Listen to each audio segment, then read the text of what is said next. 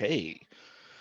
Welcome everybody to Marketing NPR, or How I Love to Stop Worrying, or How I Learned to Stop Worrying and Love the Press Release. Um, we'll start out. I'll tell you a little bit about me. I'm a lead in Stone Mountain Chorus in Atlanta, Georgia. I'm absolutely awful at taking pictures, as you can see.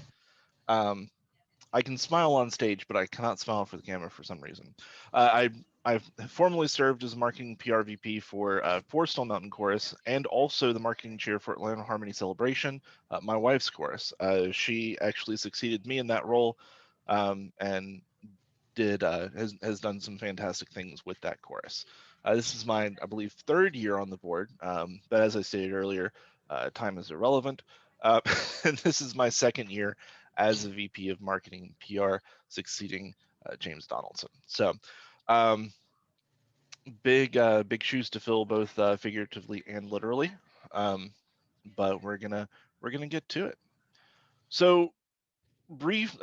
So we've got three sessions rather today to go over some stuff.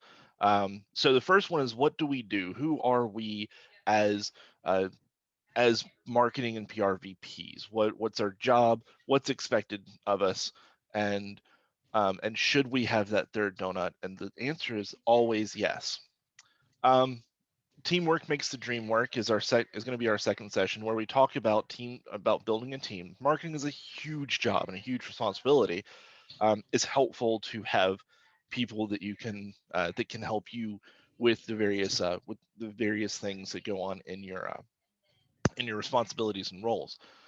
And then in the third session today is really going to be kind of absorbing the first two things, talking about what you do in your chapters, reaching out to see what could be done better, or if anybody has any advice for anybody else, and kind of just network and gel, because not only are we VPs of our own chapters, but we're also part of a network where we all help each other, because like I said, it's a huge job.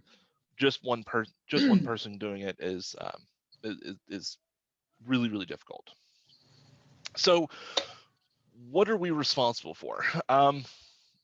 So I'd like to hear from y'all. What do you think our job is? Trying to get the word out as to who we are, what we do, and how can people reach out to us. Okay, that's a good answer. Anybody else? I'd like a how do we use our ability to reach out to the community to better impact not only our community, but what we do as singers and people in an arts environment. Okay. Chip or Frank, you wanna put in your input? Well, I think our responsibility is primarily to expand our visibility in the community, and that touches a lot of things. Performances, membership, uh, contributions, donations, um, and so it's kind of trying to build a community of support within the community for the chapter and the quartets and chorus. Okay, it's also a very good answer. Really, everybody has said pretty much the same things. So that would be, nothing new on it. And that's, today, especially in the social media world, just trying to get the message out about who we are and what we do, and trying to plug into a larger arts community around where we live. Reaching out across a wide spectrum of stuff, ages and locations and stuff like that. So Okay, yeah, that's all of those are great answers. There's not really a wrong answer unless you give me a wrong answer. So yeah, yeah, our job is definitely to to get the word out, get everything out there in a kind of a boiled down statement. Our job is to get a product, which is our chorus, either our chorus's message, our chorus's performance, or our chorus's name to our market. So that's boiled down. That's what that's essentially what we do. Or sorry, that's essentially what our job is. Now, our job and what we do can be quite different. So anybody want to? So well, actually, you answered a lot of what our job is and what we do. You know, we reach out to the arts community. We reach out to our community. We try to get people in. We try to get people to see what we do, and try to get people to come sing with us as well.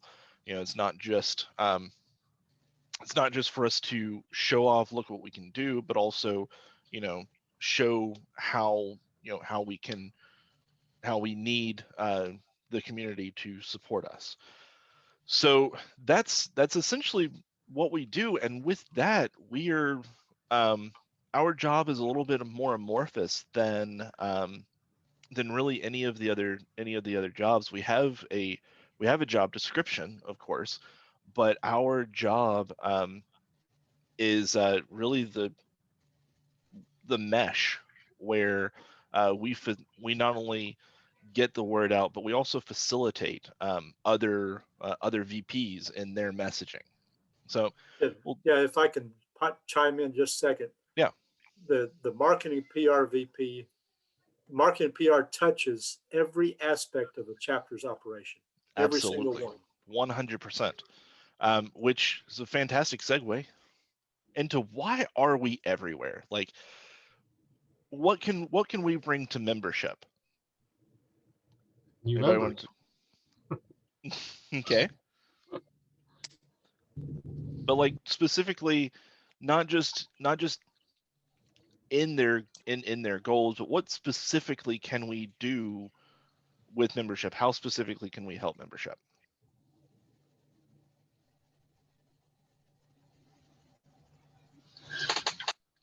Well, I think, largely, hopefully the membership VP has some programs in mind for like guest nights or whatever as a method of attracting members. And our role in that is to promote that within the community to make sure that there's some participation from outside the organization with members who or potential guests who would have an interest in singing. Okay. That is also a good answer. Anybody else want to take a stab? What can we do with membership, like with the membership VP? I feel like we are the first, as far as like PR and getting our name out in the community, we're the first to increase membership because we are the communication between our organization and the outside community and the outside area that we live. Okay. Anyone else? I know y'all are coming in hitting heavy with these great answers. So the marketing guy can coordinate with the membership guy how are you going to market it? How are you going to promote it? Exactly. Coordination is a huge thing. Coordination and planning. We could be, if the board was a desk full of office supplies, we would be the planner. We would be that calendar that sits on the desk, and you have all of your appointments and you have all of your notes and your plans in. And so we would coordinate. If they have ideas, coordinate with them, help them plan out how they want to promote it. If they don't have any idea, then you can give them ideas as like, hey, wouldn't this be kind of cool to do this or that or the other thing? So it's all about it's all about support. It's all about giving them the tools that they need to succeed, and being that plan, being that project manager, um, and helping with and helping make all of their events make sense and are successful. What about music? Music's a little it's a lot of the same, but there are some differences with music.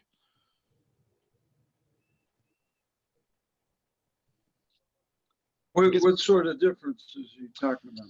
So with music, you're gonna be there. You'll help them coordinate, you'll help them plan, but also as the marketing and VP, especially the PR part of the PR VP, it's your job to make sure that the heartbeat of society is taken, and you see what's going on out in the world, because a lot of songs we have different meanings for different people. Not only that, because we won't get too far into that. That's just how it is. But you also want to take the heartbeat of your chorus. If you have a youth chorus, why would singing something like "Smiling Through" be be an appropriate vehicle for your chorus? Probably not.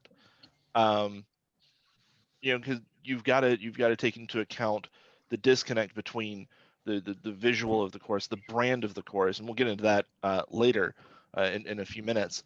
But you got to look at the brand of your chorus and make sure that that if the music person, if your music VP is picking these songs, that you can market them, you can push them, not only to the people outside the chorus, but the people inside the chorus, because you're not just selling your chorus to other people, you're also selling your chorus to your chorus.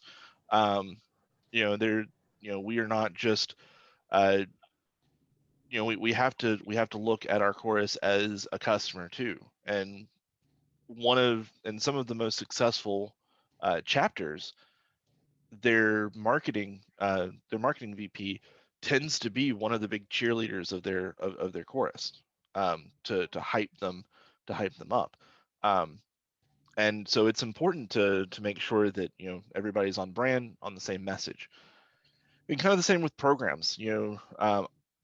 Programs, they deal a lot with the day-to-day, like the rehearsal schedules and stuff like that. They also look at events, concerts, and you've got to work with them to make sure that that we're reaching the correct people, and that we're keeping uh, a good timeline, to make sure that everything is everything flows smoothly and correctly. So there's a lot of stuff that we do with everybody, and we really kind of bring everyone together. And the board, the president definitely delegates and leads. We're kind of the ones that make sure that everything happens. um, because we're there for everybody. So I do want to touch a little bit on branding, though. Branding is definitely more than a logo, but you know, it's not only um, branding is not only who you're called, or what your logo is, or what your primary color is for your chorus, because some choruses are like, we wear only blue or only red, and that's fine. And that is part of your brand. But it's also who you are, your message, what you mean to the community. That's all a brand. So can anybody take a stab as to why branding is important? Well, it gets down to recognition. So that if you have a brand, you can promote it um, in a variety of ways, but people recognize your brand and then tend to pay more attention to what it is you have to say. Okay. Anybody else? I think part of it is your community, your supporter, the folks that are out there um, come to expect a certain level of service, of notoriety. I mean, you know what you're going to get, when you go to a certain restaurant or a certain store or something like that. And I mean, so that's kind of cool. Is over time, it kind of provides you that recognition, that uh, community acknowledgement, but at the same time, now all of a sudden you have an expectation and a requirement level to meet. Mm-hmm. Yeah, that's both of those answers are right on the money. We've got to make sure that we're recognizable, and not only that, we also, our brand represents a standard of quality that people come to expect. So it's important to uh, it's important to have a strong brand. Now, that said, get with the once you get with the brand, or rather once you develop your brand, some people decide to keep the brand as is for for forever. Other people look to rebrand. um, there's definitely pros and cons with both of those. So one of the big questions with your when you look at your branding, and this is something that as your marketing side of things, because it's the same coin, but there are two sides to that coin. There's marketing, and then there's PR. Um, and you want to look at how definitive your brand is. Like, for example, there is a chorus in Atlanta that is that's defined or that's named after a big landmark near where they rehearse.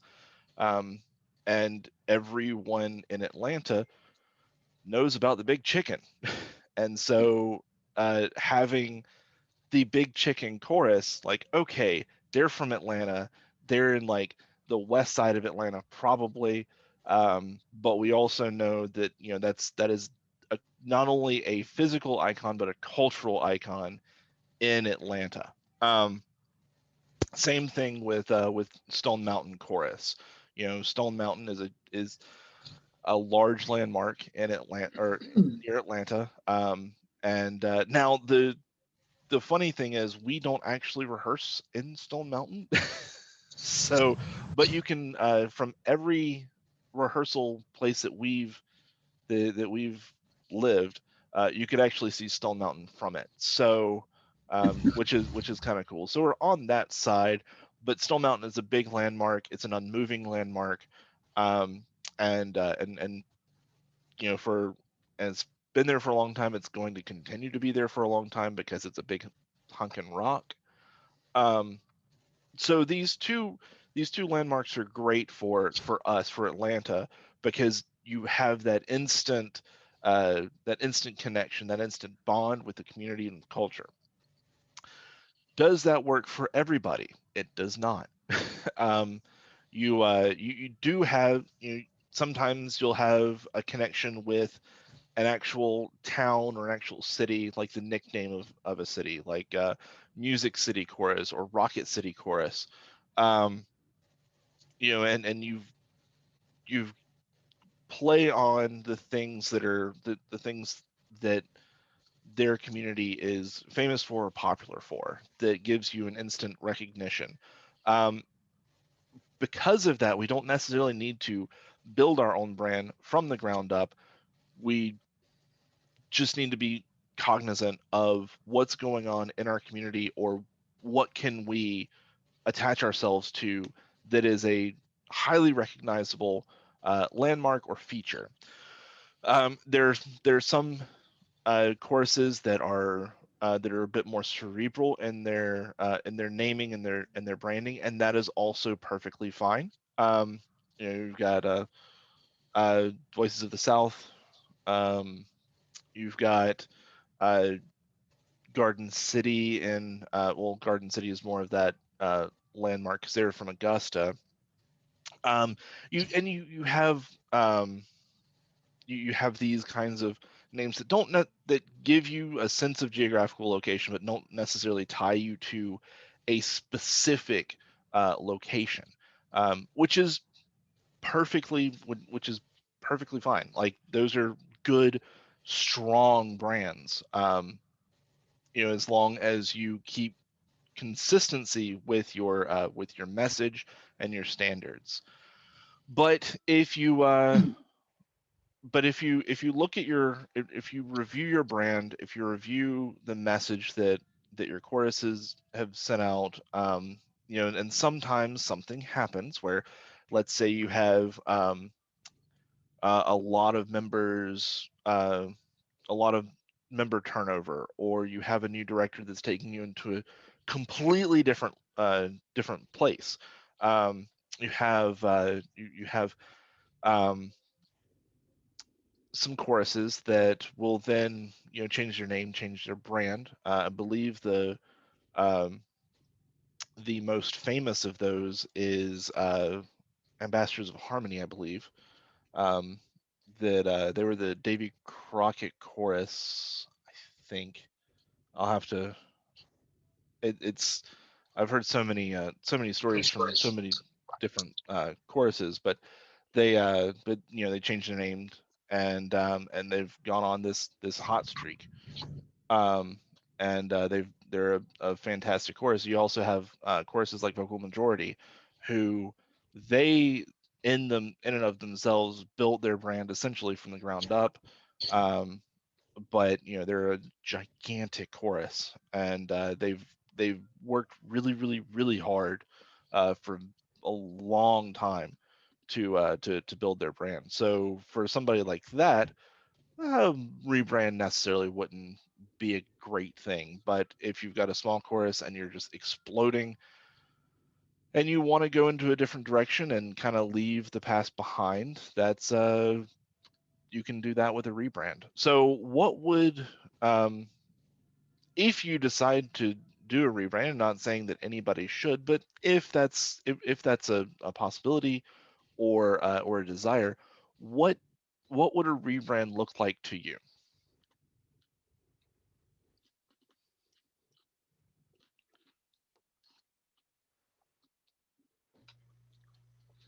Well, in our Macon chapter, like I said, we moved to Warner Robins decades ago.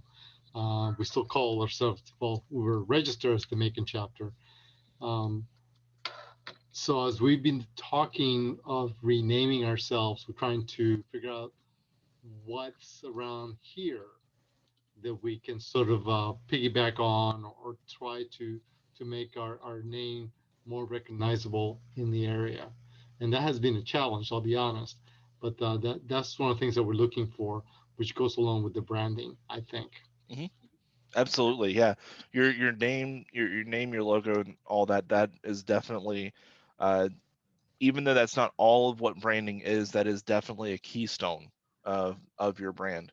Because I mean, if you don't have a name, what are you going to attach to it? So yeah, so it sounds like y'all are in the middle of that discussion, and if you'd like, maybe in our third session, we can if you want some feedback or anything like that, we can definitely sit down. We'll have almost an hour to kind of hash stuff out. So if that's something you'd like to bring up in the third session, we can have an open forum and chat if you would like that. And maybe there's some ideas that haven't come up that you can take back.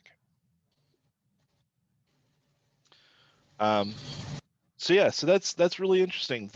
I actually I actually did not know that y'all were going through that. That is a complete coincidence that I even put that in. I was like, maybe this will help somebody. It's but I mean, it's really cool because it gives you an opportunity to look at who you are as a culture, as a chapter, and really have an opportunity to recreate yourselves. Well, and And Michael, think, one of the things, sorry, one of the things that I wrote as a question as I joined the group, post-COVID is going to be an interesting challenge for all of us to, how to remarket ourselves, how to, and I wrote a note here. It's almost like starting a new chapter. Yeah, it definitely is. And we've had a lot of membership, a lot of members kind of take some time off, because of all this. And of course they'll be back once we're able to get together. But yeah, this is a really challenging time, because creating a creating a new brand, rebuilding your chapter, there's a lot to that. And luckily you have an entire district's worth of marketing VPs, as well as your district marketing VP, that's always willing to help. So, or answer questions or give feedback. So with any of that. So yeah. Chip, you had something to say?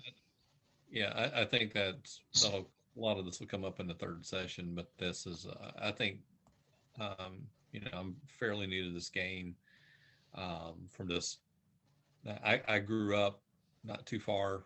I grew up in the Noonan area actually, and went to school in downtown Atlanta, little to the North Avenue Trade School.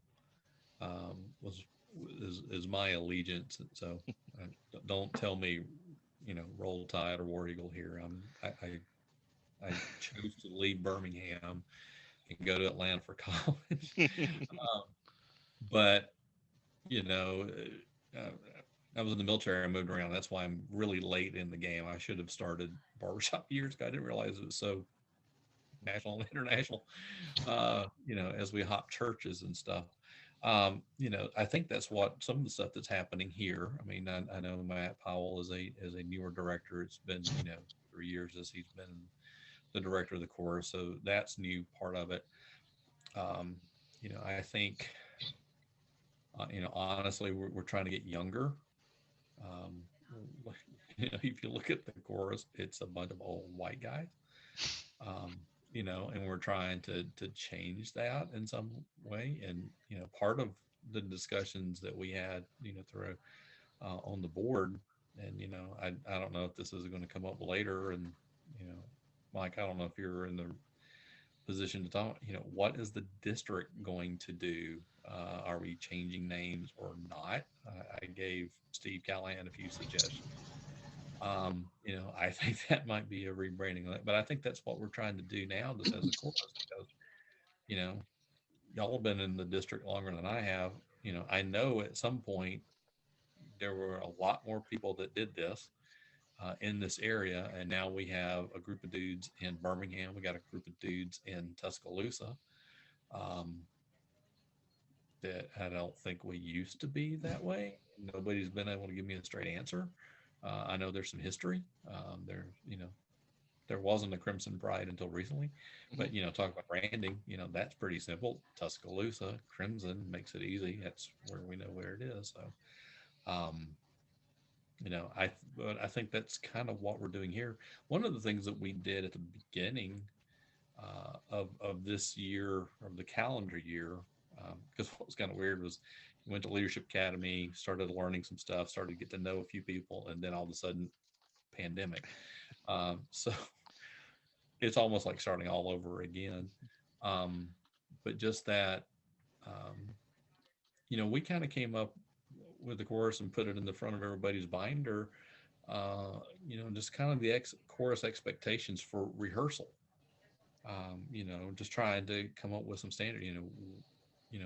How we're going to run rehearsals. What are you expected? Quit talking over the director.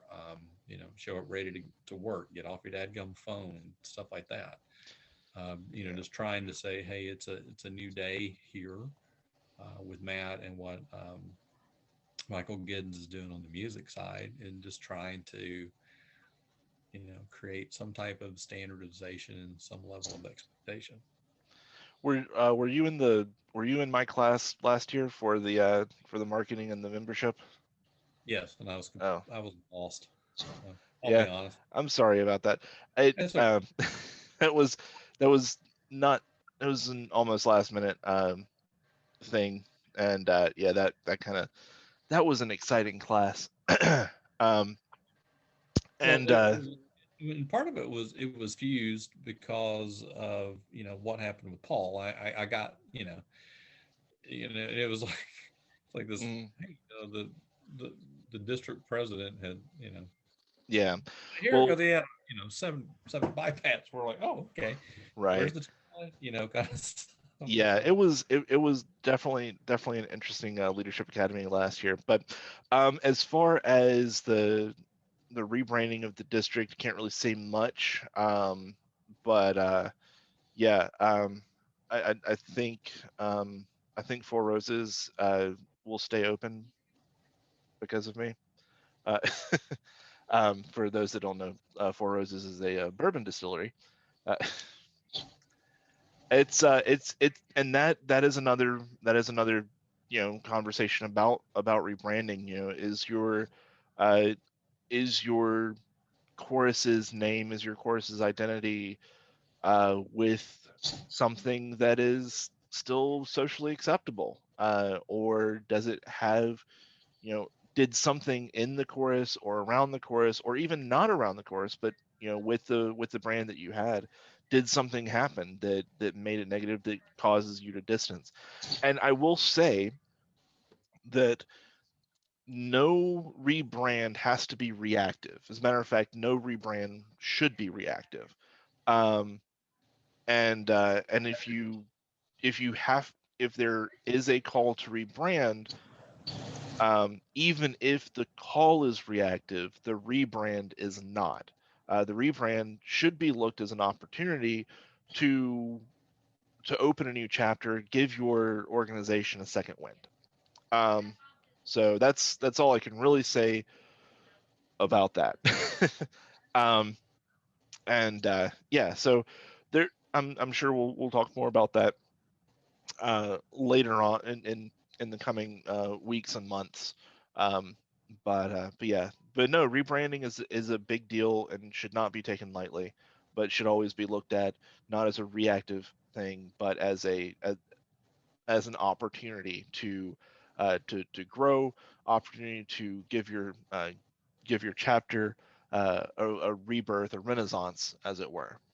So yeah, so if that's what your chorus decides to do, if they want to rebrand, it's definitely it's all hands on deck for the board, but your job is incredibly important with that, because you do have to get with programs, you do have to get with membership and get the word out. Speaking of word, there we go. When we talk, when we give information out to the world, we always want to make sure it's with one voice.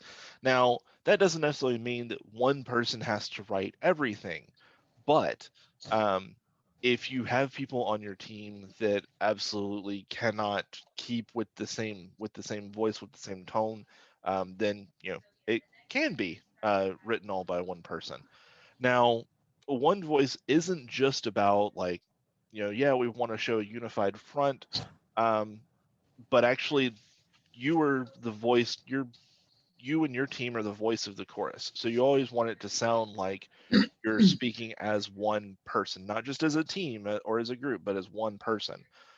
So you've got to look at your at the sentence structure. You've got to look at the timbre. You've got to look at the intent of everything that's written or produced, to make sure that it keeps in with that, with the voice aspect of that brand. But you have to kind of wonder, like, why is it important to come from one voice rather than a team?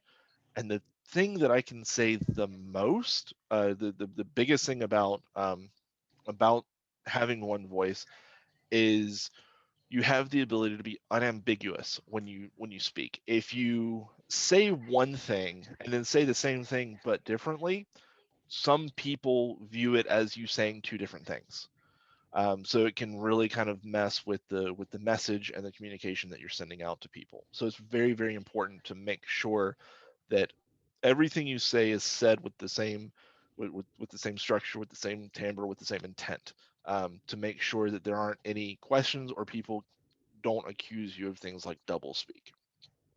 Now, the question is, we're a group of people, so whose voice is it?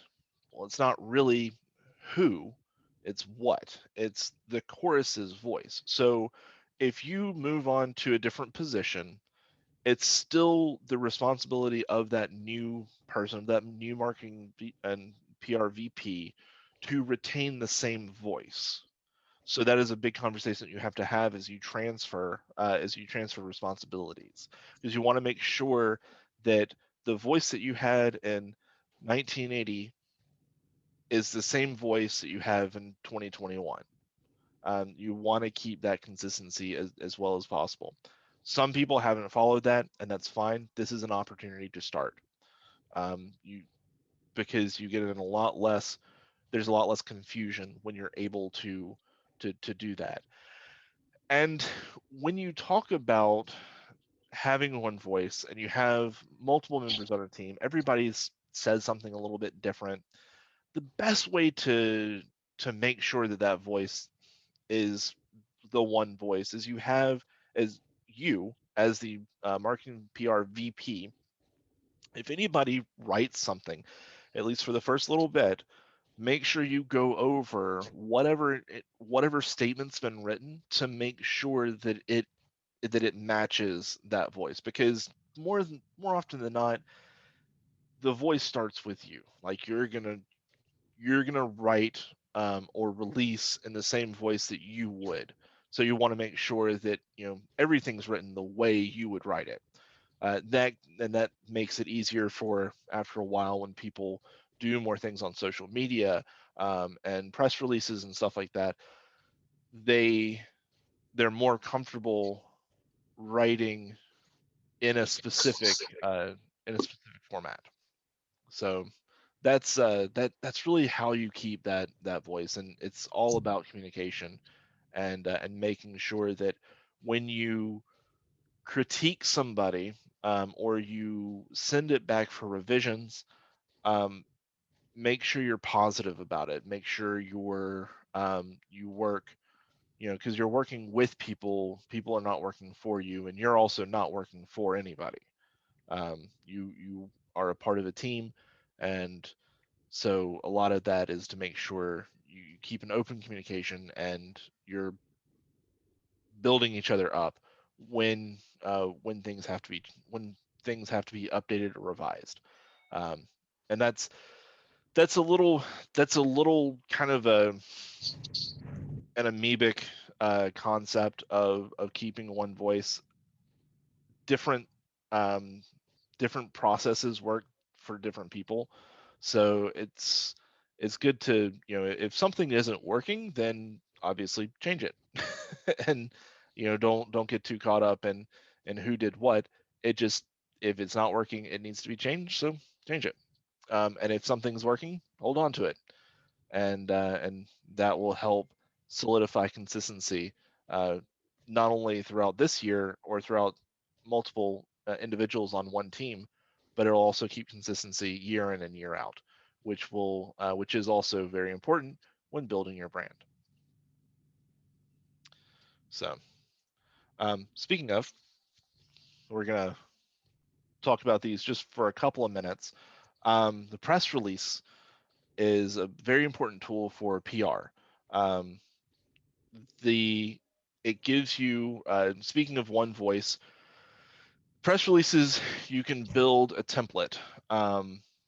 And with that template, if you just put in, if you Mad Lib the words, then you have that one voice, and it's really easy to pull up the template, put in what you did or where you went or whatever, and then send it to your contacts.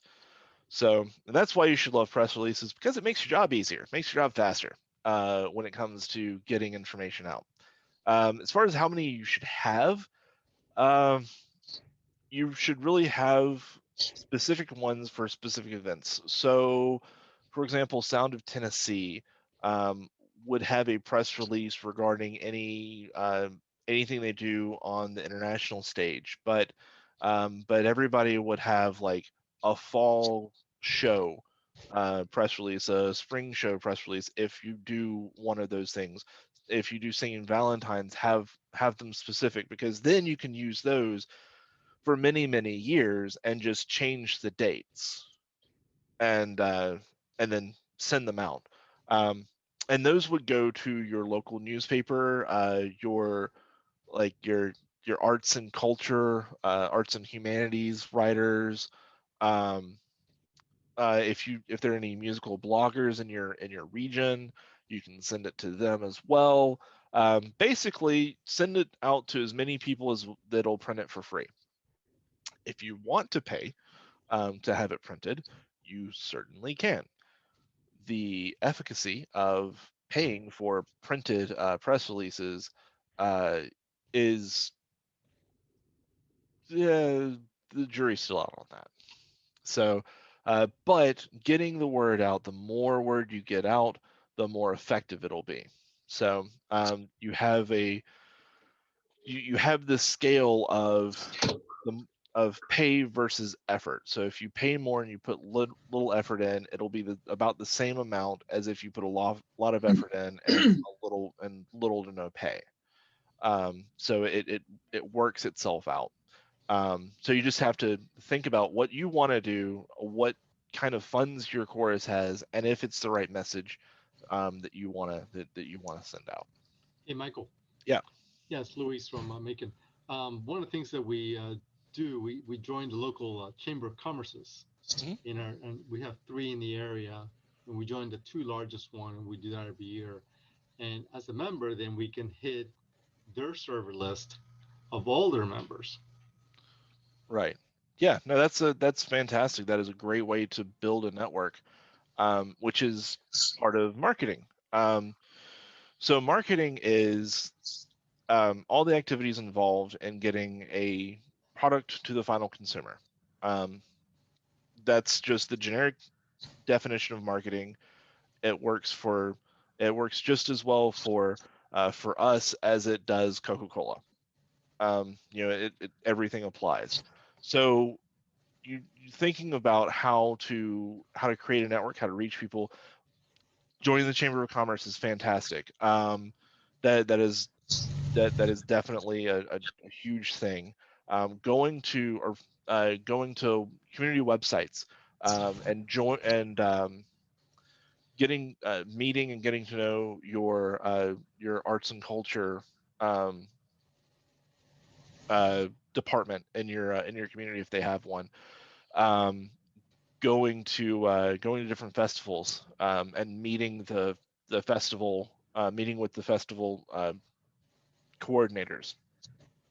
It's more of building a base for your future, and it makes it easier to get into some of those things. And some of those things they'll reach out to you for a free performance. Some of them will be willing to pay. As far as whether or not we should prioritize pay or free, we should prioritize getting opportunities to get out there and sing.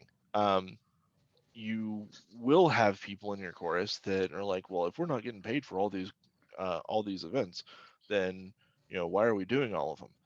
We're doing them because we love singing.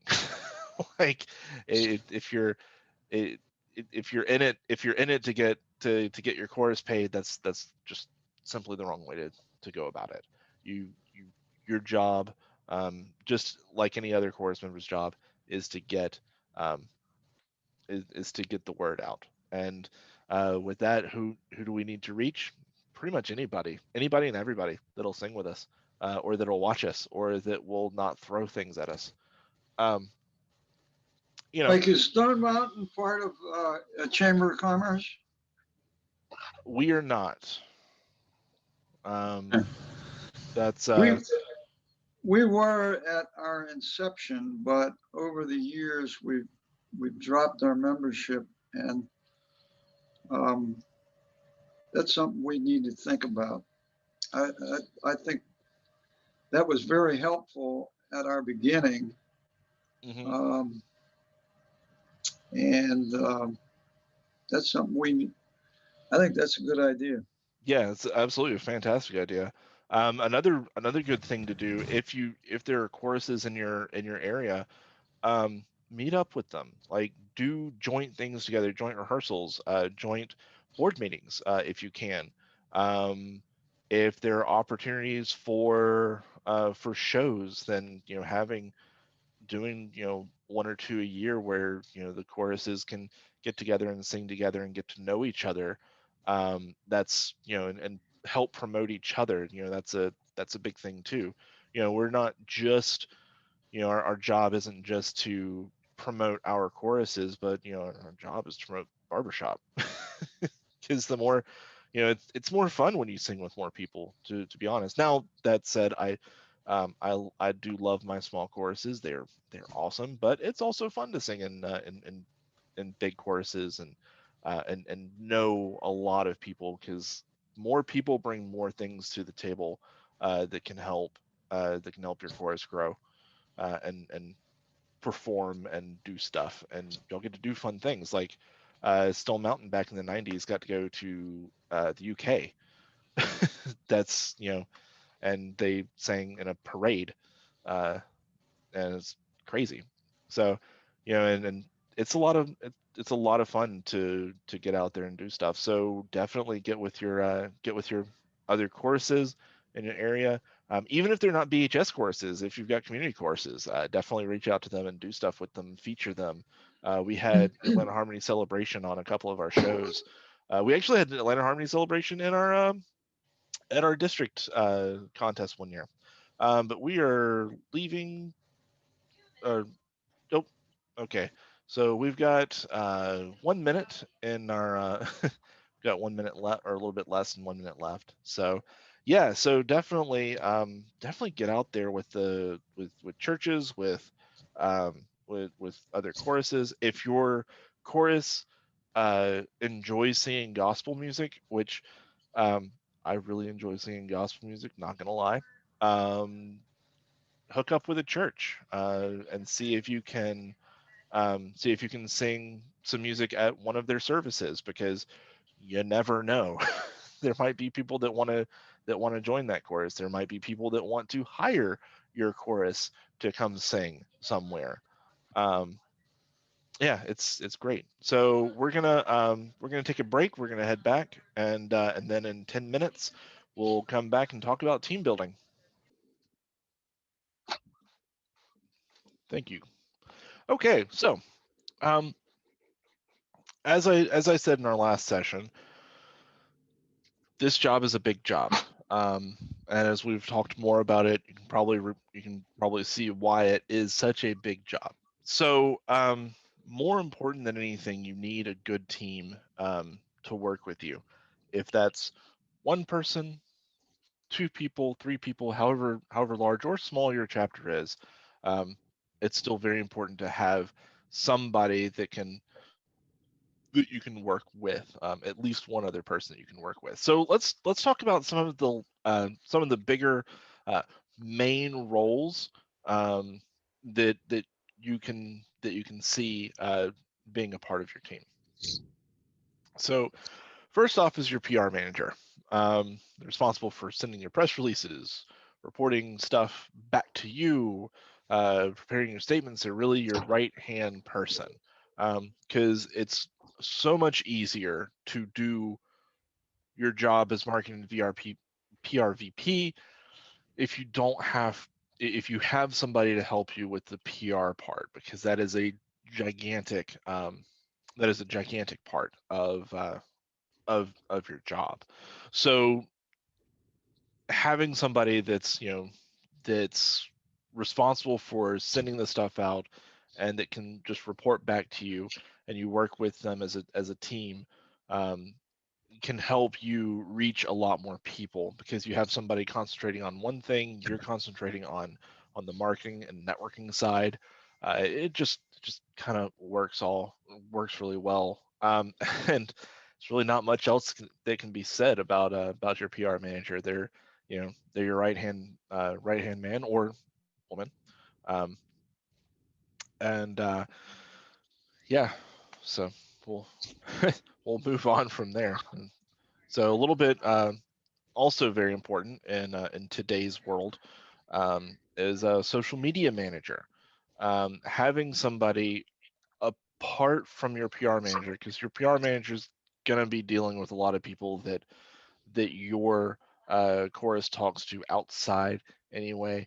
They're if you are not the spokesperson, they will definitely be the spokesperson. So having somebody that can take care of social media, um, having somebody, a good person for that is somebody who is already on social media a lot, um, and knows the ins and outs of posting things like Facebook, Twitter, Instagram. Um, it's always helpful a uh, to have a lot of social media presence, more so than ever before, because we're not together a lot. Um, this person will track different conversations on social media. That's one of the things that I do.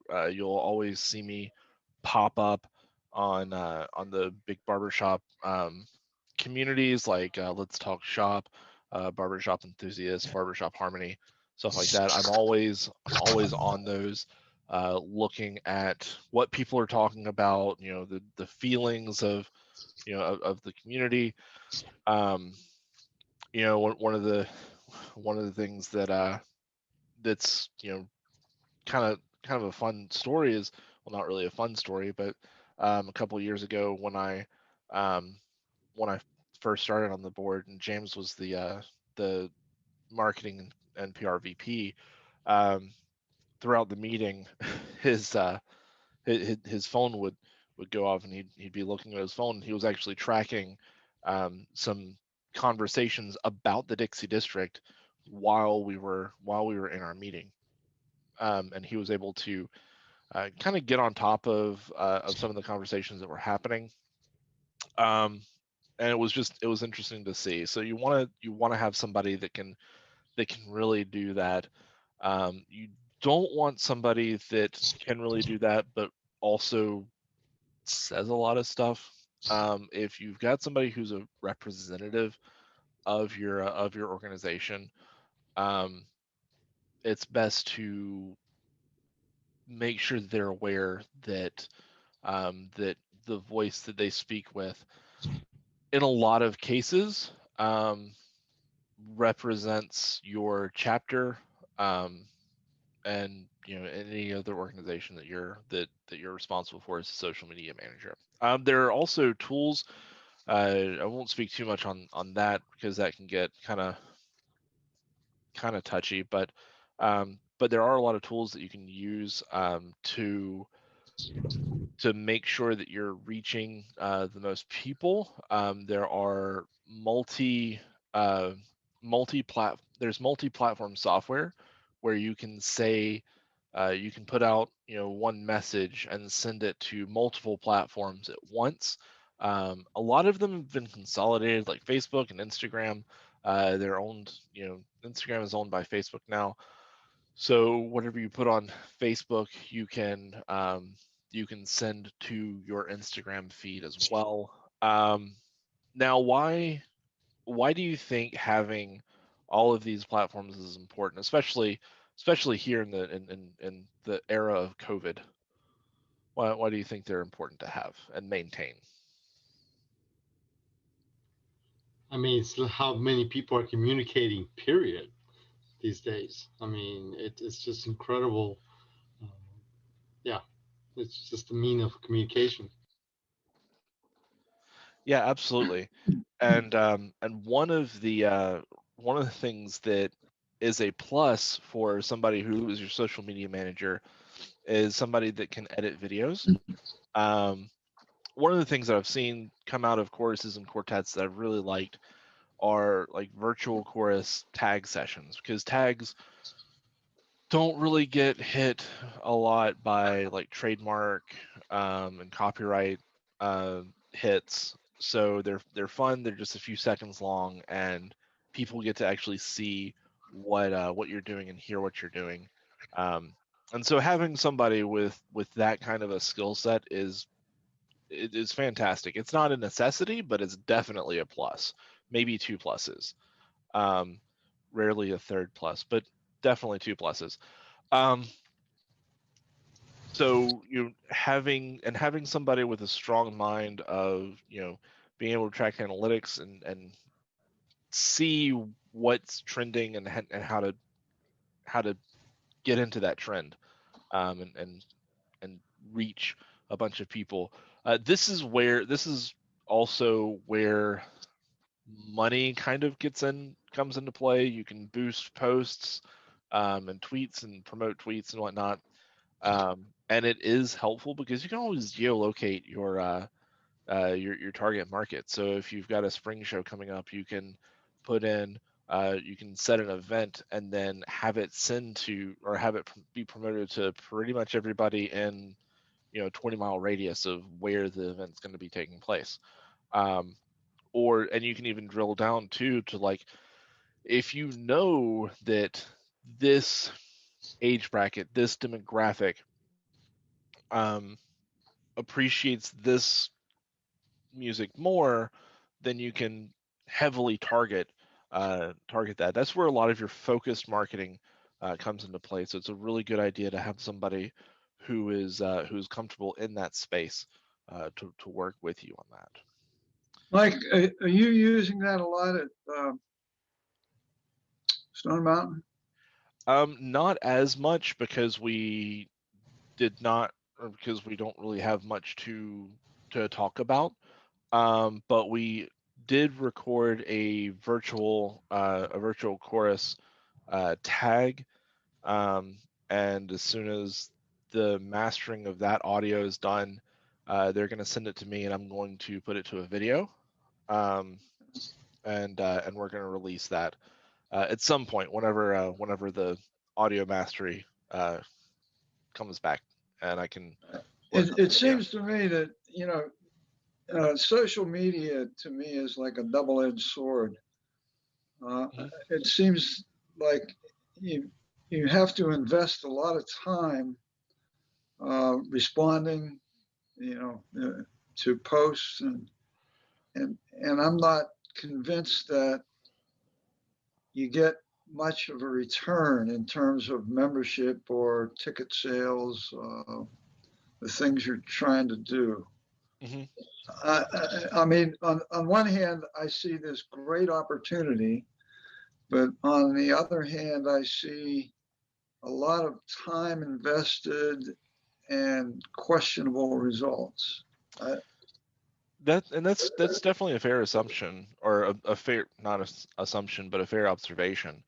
And yeah, if you don't have a lot of time to spend on social media, then you're not gonna necessarily get a whole lot of gain. It's really you really get what you put in, which is why it's important. Above all else, you can be the marketing and PR VP and also be the PR manager, or be the events coordinator, or do all these other jobs. But if you can have somebody that can just be solely responsible for the social media manager, that your job doing all the other things will still be difficult, but you'll get a lot more out of the social media if you have somebody that's focused on that. We actually have. The problem that I have is, technology has bypassed me. My impression of social media is you really need somebody who's much younger than I am, who really is immersed in that environment. And, in our chapter, we don't have a lot of young guys that suit that. Yeah, and I completely understand where you're coming from on that. I think I'm the I think I'm still the youngest person in my chorus. Probably. You would So, certainly be the youngest in our chorus. and we actually have somebody that handles our social media that's not an official member of the chorus. Well, that's what I was wondering about. So Is this like a student or a son or relative of somebody, or how do you contact? it's Marcy. Oh, your wife. No, not my wife. Oh, Ben's wife. Ben's wife. Yeah. Oh, So very interesting. she is our social media czar, and Okay. and it's fantastic to have somebody who understands social media to handle it. And it's not even really an age thing. It's Right. it's an outlook thing. Like if somebody is comfortable with social media, and that may be a conversation you want to have with your chorus, is find out who's on social media a lot and who's comfortable with working with social media, and see if they would want to spend some time as your social media manager. These are people that you should reach out to in your chorus. The marketing and PR VP is one person, but the marketing team is several people. Right. They don't necessarily need to be on the board.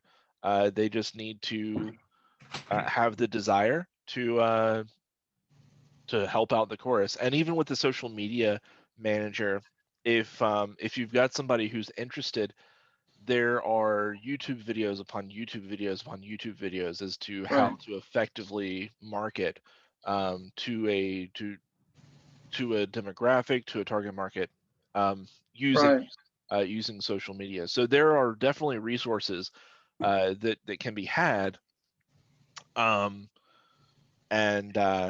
yeah, and so that's Well, an let me important thing ask you to. this. Mhm. There are a number of different platforms that have, different audiences. You have Facebook and Pinterest and all this. It would seem to me that each of those might be a different expertise and a different time requirement. Yes, Time investment, I guess, is what you'd say. yes and no. Like I said in the last session, you there, or actually I think it might have been this session, who knows. You've got, what you're willing to pay for and how hard you're willing to work on something, and those can Right. be balanced out. With social media, there are tools. Hootsuite is one. There's several different dashboards, dashboard software that aren't necessarily that expensive. You can Right. link your pages and your accounts to these dashboards, and you can see your analytics. You can see in real time how everything's performing. And that allows you to send out a message to multiple, what do you call them? Platforms. Pinterest Yeah. and Facebook and tweet and all of that. Twitter. Yeah, they're all multi-platform dashboards, and you can see, platform. yeah, and you can see how your posts and how everything performs in those different platforms. Do you have any idea what Hootsuite costs? What's involved? I don't know right offhand. Okay. I know I can look it up. I Yeah. just thought you might know. Yeah, I can't recall right offhand. That's all right. But there are definitely, and Hootsuite's not the only one. It's just the first one that came to mind. But there are definitely I remember looking at that years ago, but yeah. and probably got turned off by the price. Yeah, but all of that changes over time, and I haven't looked at it. I totally forgot about it. Oh, absolutely. Yeah, and with like Hootsuite, with programs like Hootsuite, I feel like it was like $140 or something like that a few years ago, and it it's one of the first ones to come out. Is And that one time or is that a month or a year? I think it was one time. Oh, And but still, at the point in time that that it came out, and social media was still thought of very much so as a fad, right, and businesses really weren't latching onto it the way they latch onto it now. So right. I don't know if the cost has gone up or down, or if it's gone to a subscription, like a monthly thing, or not. Okay. I haven't looked at it in a while either. Now, what do you call that general category of software? Is there a name? Multi-platform social media management. Okay.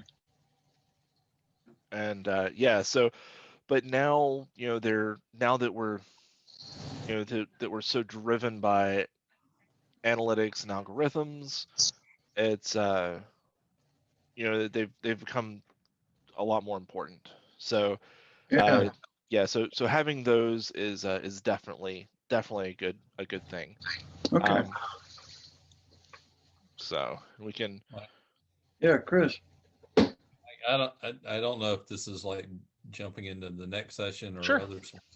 All right, so let's be honest here, because Luis brought up a very good point. Mhm. We're coming out of our break. We had taken some time off in December. We'd done virtual shows and that type of stuff, courses, and sent that stuff out. And we're going to do some things upcoming. I don't know what our course is going to look like when we get back, like next week, and Right. the deep we get into this, and what's the post-pandemic course going to look like. In the summer when we started our Zoom meetings, dude, we had almost every dude there. That was not the case in November. Mm-hmm. I don't, I'm looking at, trying to build a team and all this, and I'm, wanting to take notes. And I know this is one thing Steve had asked me to do is to work on our team. Dude, I don't know who's going to be left. There's some people that were there last year that ain't here now. Right. So this, how's this going to look? I think it's going to look a lot like, the 20/80 rule that you see from church. Money wise, we're hurting. Mm-hmm. Okay, we had no spring show. We're very involved with helping the district conduct the spring and fall contests. So that funding stream got cut off. No, both of those about to head into the spring show for this year. No Christmas shows. Mm-hmm. It's we're talking effort and money and all this other stuff, dude. It's going to be whatever we can utilize for free, which means we're going to be. And now, you look at these social media platforms, and even now, how so many people are bailing off of Facebook and Twitter and all this other stuff, going to other ones. I mean, even the social media world is changing on us, and I'm like, part of me's like, I just want to kind of get through this year and maybe get into it one more year, because I think honestly, almost every course we know is going to have to rebuild, in the spring or summer to get ready for the fall. And I don't know what we're going to have on the backside or funding to do what we want to do. We're going to try singing Valentine's, but good luck with this one. Nobody wants you in their house right now. It's going to be rough. Do you have a list of patrons? One of the other guys does that's been in longer. He was the one that puts together kind of like the e-newsletter.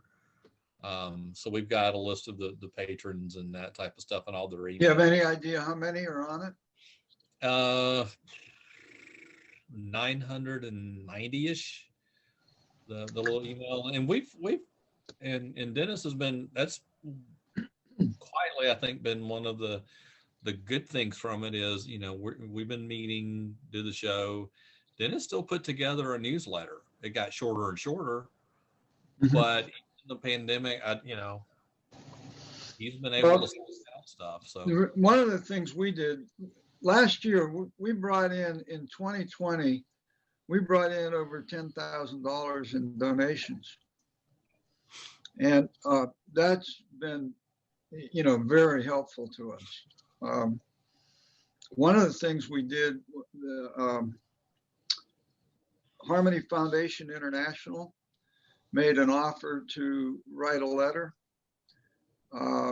And, we put that out. We have have constant contact as a, marketing tool. And so we have, I don't know, 1,600 subscribers on that. We put this email out to, and we got back about $1,000 just from that letter.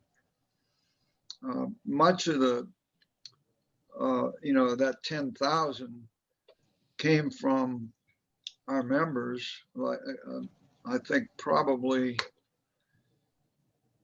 7,000 to 8,000 of that came from our members. We made a big appeal to them. We just said, hey, we're going broke here. Dues isn't going to cut it, and our guys responded very well. We asked them to donate $200 a member, and a lot of them did that, and some of them gave us more than $200. That's one of the things I'm kind of interested to see, once we get back, kind of out of the holiday break and stuff. Because our VP of music is the kind of guy that's been flying a lot of social media. He's been the one editing all of the audio and video files to put together. And we've been kind of, instead of releasing like a one show with all the stuff and the guest choruses with the ladies and other stuff, we've been doing 2 or 3 songs at a time and just popping those out, Oh, really? So you're doing virtual shows, multiples of those? Yeah. And you charge for them? No. Oh, Yeah. okay. That was one of the things that we kind of debated about. We're not, we don't have the following like a Music City chorus or a vocal majority, or something like that, where you can say, hey, at this time. And then we also debated, do you want to throw it up there and say, okay, Friday at 7 p.m. for $5, you watch this, and then disappears, or do you leave it out there, YouTube and other stuff where they can see it? And we've had Michael put in the link to, hey, if you feel like donating to the course, and that's helped out. Okay. I would like, I haven't heard, we haven't had a board meeting yet since that has come out. So kind of interested to see how much the side is coming in on that. Okay. But, it is like everybody is hurting, around the arts community and this process. And, So, it's like, God, it's like if we could get back to a show or a district contest, I think that we're going to cry because it's going to be so much fun to be in a room when, the major chord hits and it just rings for a while. It's going to be like, we finally got a chance to do it, And honest, and I'm like, dude, it's honestly be the fall before we see that. Oh yeah. So yeah, it'll probably be the fall before we see that. There's a lot of stuff to get through so that we can all sing safely together. One of the things that you mentioned with doing the songs and popping them out, assuming you're doing that on YouTube, or are you doing that on Facebook? It is a link to YouTube that we've sent out through Facebook, so you can send out the link so people can, through Twitter, I guess Instagram, you can put it out there. So right, and in that way, it's like 5 to, if it's a couple of songs, it's usually 5 to 6 minutes worth of stuff. Okay, so with that, what you could do is you could get people to subscribe to your YouTube channel. And then you can create, I believe you can create memberships to that. So, somebody can pay, I think it's like $3 a month or something to, and then you can give out, or you can show them videos or whatever of that you normally wouldn't send out to just everybody. There's stuff with that. Also with the community, I know Stone Mountain got a grant from the arts community in Right. Peachtree Corners. It was a $2,000 grant to help with operational expenses. Also, there are some companies that will do arts and humanities grants. One of our members gets a grant every year. This year was $1,000 instead of $2,000, but from the employee that from the company that he retired from. So yeah, I mean, it's feel free to hit companies up for money too. Like, and even if it's like to do, um, to do a small show or a jingle or Yeah. invite people. And that was one of the things that's where Steve Callahan, who's our current board president, had the chair that I had of VP marketing PR before, and they'd come up with some nice cool trifold with the donation levels and things to give out to businesses and things like that. Good information about the chorus, and then we were morphing into the singing Valentines. We got the signs updated and all around town, and we were just getting some traction on all of these things that he started and some updates and things that we were doing after the Leadership Academy last year. Just really kind of getting excited about it, and, new board members and stuff. And then we hit March, and it just went, and it's like, okay, and it's almost like having to start up. We lost. I mean, I teach ROTC in high school now that I retired, and we had great traction. And now it's split instruction, and we've lost a lot of momentum, and it's going to take years for it to come back. And it's rough. And we're like, okay, hopefully we can. Now that we got to the holiday season, maybe we can, get some of these funding streams back and keep the chorus going. But There's we were talking with the guys like in Tuscaloosa. I don't even know if they were meeting online or not. I would hate to see Crimson Pride. I don't know what's happening with them. I haven't heard from them since the spring. Yeah, a lot of choruses, they have not gone under, but they've just kind of gone underground a little bit. And it's hard to keep up with choruses, especially when your choruses can't really offer anything like performances and stuff that we're used to in the community. A lot of them have taken the opportunity to take breaks, to spend time with family or doing other things. I know that the attendance in my chorus has gone down significantly. Once we're able to meet safely again together, I anticipate the membership going back up to near pre-COVID levels. And it's just right now it's hard to do a membership drive or bring people in or build up stuff when you're not sure what to do, or when you're not sure when you're able to meet again. Now, I will say too that there are other revenue streams. If one of the things that you can look at maybe is if you've got if you want to send out to patrons asking for donations, you can do something like with the donation levels, like maybe a T-shirt or something like that. With there's other things you can do with like Patreon.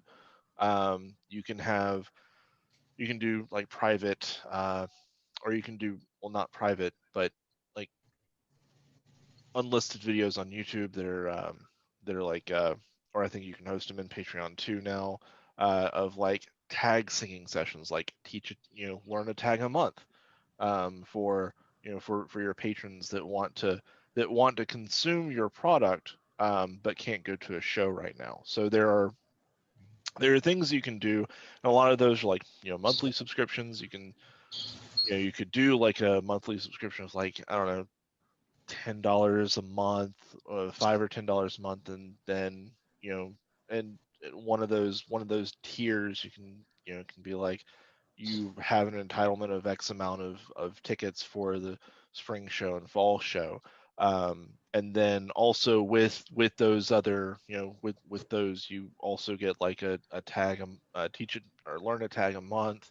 You get this, that, and the other thing. There's all sorts of stuff that you can do with that. And that might also be a good way to reach out to your base, to reach out to your people. I caution singing, like recording songs and distributing them, because that runs into copyright issues.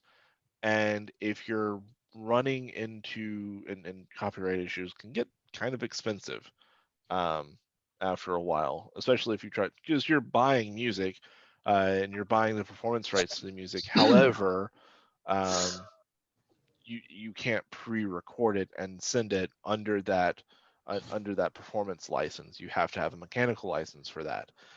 Yeah. So so that can get you that can get you a cease and desist letter pretty quick. A lot of times the music or the recording industry will just monetize your video, but none of that money goes to you. It all goes back to that company, because it's their property. They own it.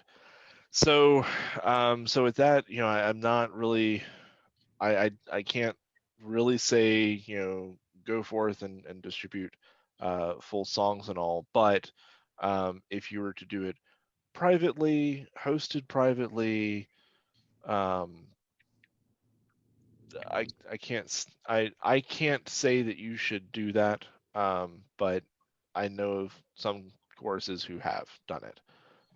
But doing things like teaching a tag a month, or having videos of tags, like virtual tags, that they can watch, um, or letters, merch, whatever, uh, having some sort of return, and then when they get back, they don't have to worry about buying tickets. They'll have an entitlement to those tickets already, because they're still giving you money every single month. So you've got that constant revenue stream. It may not be a big revenue stream up front, but it'll end up being big as time goes on.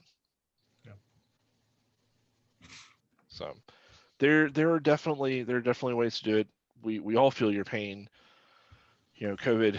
I had plans for our social media platform for the Dixie District, and COVID essentially destroyed every single one of those plans.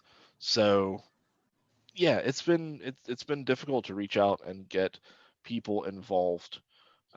But the more you put into it, the more you'll get out of it. And the good thing is, with a lot of this stuff, a lot of it you can get for free. You just have to put in the elbow grease. So, but we will move to the next position, which is our events coordinator. Now, VP of programs will do pretty much all of the events, like the concerts, the rehearsal schedules and stuff like that. The events coordinator is more so to help bridge the gap between the VP of, or program VP, and marketing VP, so that we can make sure that we're on the same page. Like in the first session, I said, we're the mesh that kind of holds everything together, and this is one of those things that kind of holds the program VP together, especially when you've got like group nights or guest nights rather, are really fun and really important with bringing people in, but it requires a lot of effort. You've got marketing, you've got program VP, and you've got membership VP and all that. And the events coordinator kind of brings all of that together and makes sure that the responsibilities are being taken care of by the responsible parties, as well as things are staying on task. They are definitely more of a project manager type role. It's another position that you definitely that you can definitely work alongside of your other positions, but it is helpful to have somebody that can do that. So, and then we will talk about our webmaster, and the webmaster has they have their own class, they're doing their own thing, but they're also really important. And a lot of times the webmaster can also be the social media manager. If you'll excuse me for just a moment, I'm gonna.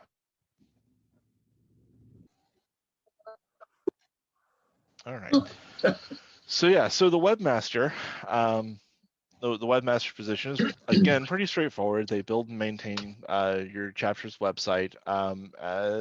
If you don't have a chapter website, then your Facebook page is what they'll take care of. They'll update everything with the news. And if your website does have a member portal, they will help the membership VP with maintaining that member portal. They'll also help the music and programs VPs as well in that, to make sure that the schedules and calendar of events is up to date. But mostly what they do is they make sure that that it's up and running and that people can see it anytime that they want to see it. So yeah, it's the webmaster is a vital part of the marketing team. And if they have cycles outside of being the webmaster, they're definitely the person that you could ask about helping with social media. If you don't have a website, they're going to be on social media anyway, so they can definitely help out with the rest of the stuff if they're if they're up to it.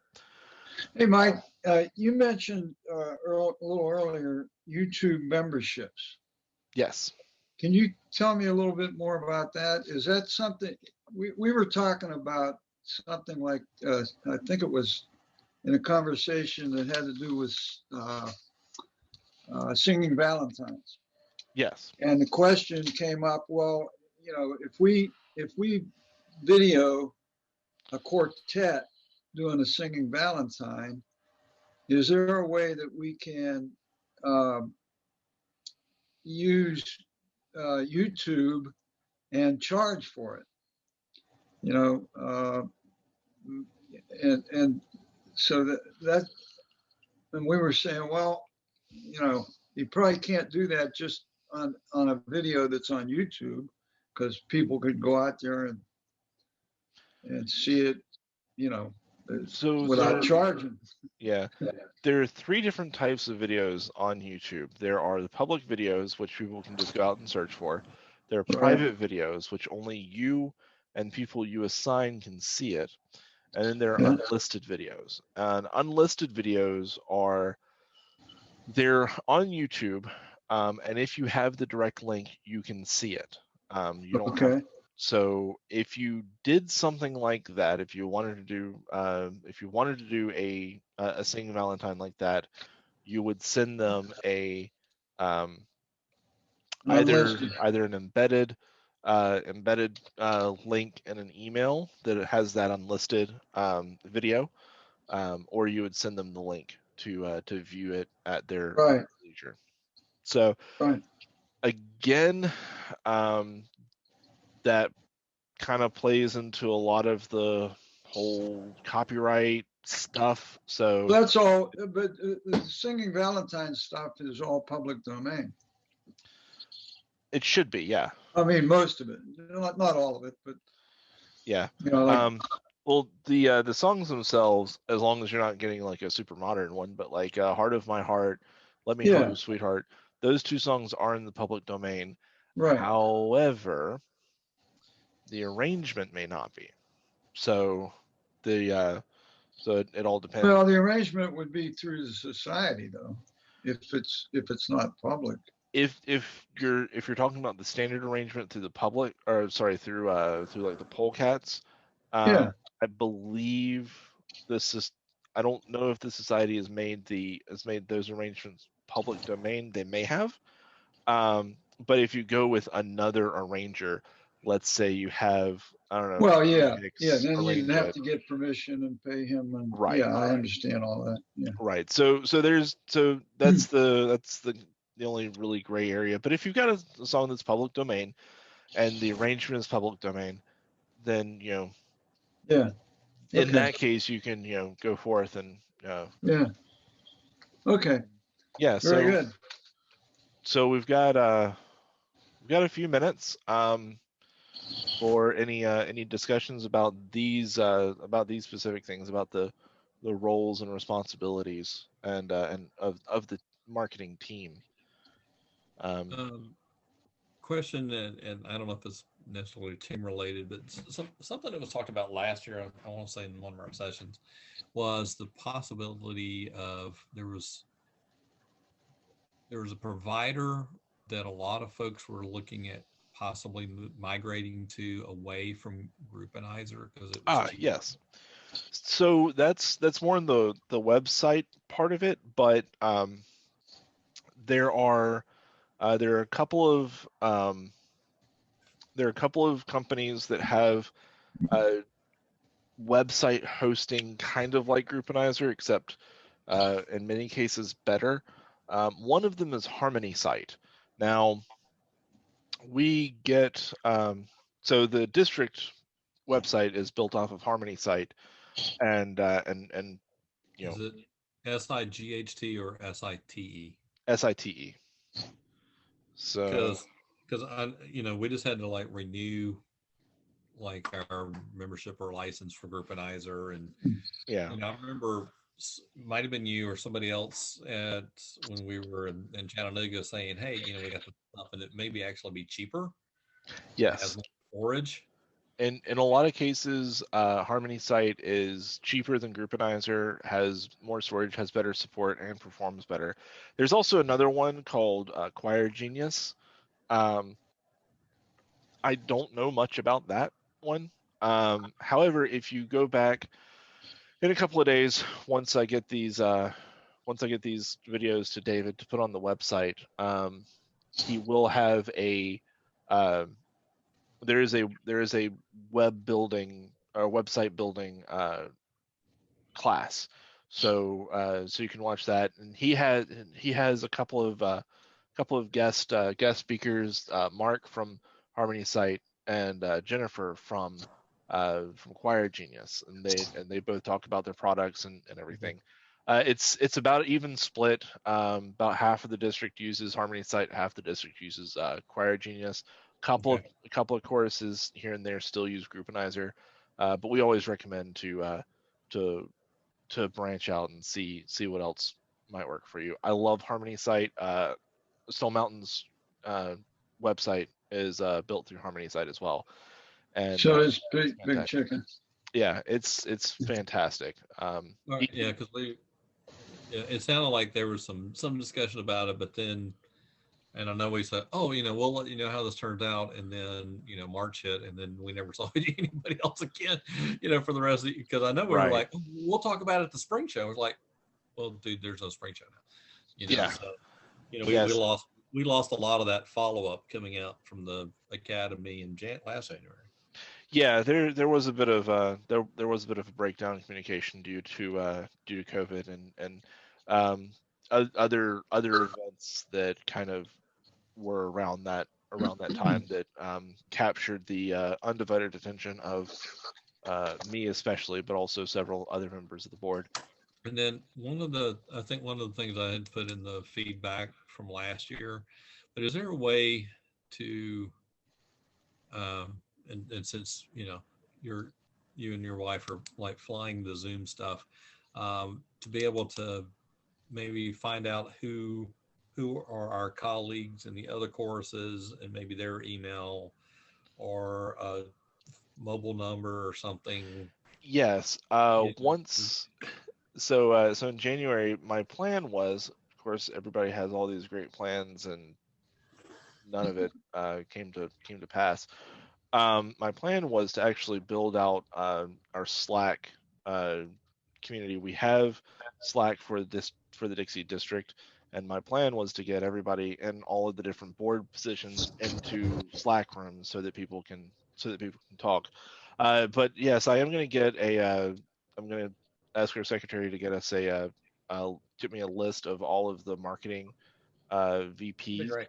in the district so that we can Yeah, have I uh, might be able to hit you guys up, with other stuff throughout the year would be great. yeah, that'd be fantastic. And even if it's something as simple as a Facebook group, to have Yeah. everybody kind of And we'll in. talk about it in the next session because there was some stuff that we had theorized and planned that would have been really kind of cool. Yeah, yeah. There's man, To 20, share with the other group that maybe, hey, that sounds like something we could do in Big Chicken or yeah. the Big 2020 Rock was out there in DeKalb County. yeah, So 2020 was pretty crappy. But we'll talk about that later in our next one.